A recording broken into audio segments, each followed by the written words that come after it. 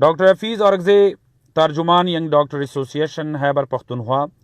बहुत अफसोस के साथ कहना पड़ रहा है कि सिद्धू टीचिंग हस्पताल स्वात के एक मशहूर न्यूरोसर्जन को DPO स्वात के कहने पर गिरफ्तार कर लिया गया। वो सिर्फ इस बेस पर कि मोटरसाइकिल एक्सीडेंट के मरीज़ जो आपके पास हम लेके आए थे वो ज़िंदा क्यों नहीं रहे।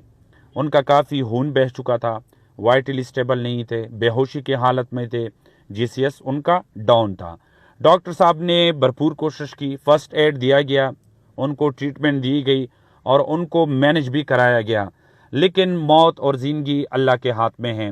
डॉक्टर साहब को सिर्फ इस बेस पर गिरफ़्तार कर लिया गया कि नाउज़ुबिल्लाह कि जब हज़रत इज़राइल अलैहिस्सलाम इनका रूह कब्ज़ कर रहे थे तो उस वक्त आपने वापस रूह इसमें क्यों नहीं पहुँची।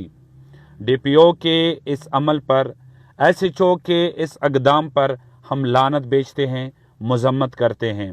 मैं आप लोगों को याद दिलाऊं कि जब मोहम्मद ज़ादा अग्रवाल खुली कचहरी में DPO Swat, deputy commissioner Swat, bureaucrats के सामने वो जब ये निशानदही कर रहे थे कि आपके इस स्वात में आइस की खुले आम स्मगलिंग होती है, दुकानों पर आइस फ़रोख्त की जाती है, यहाँ पर जितनी भी स्मगलर इन एक्टिविटीज़ में मुलविस हैं, आइए मैं उन लोगों की निशानदही कराता हूँ और आप लोग उनको अरेस्ट करें।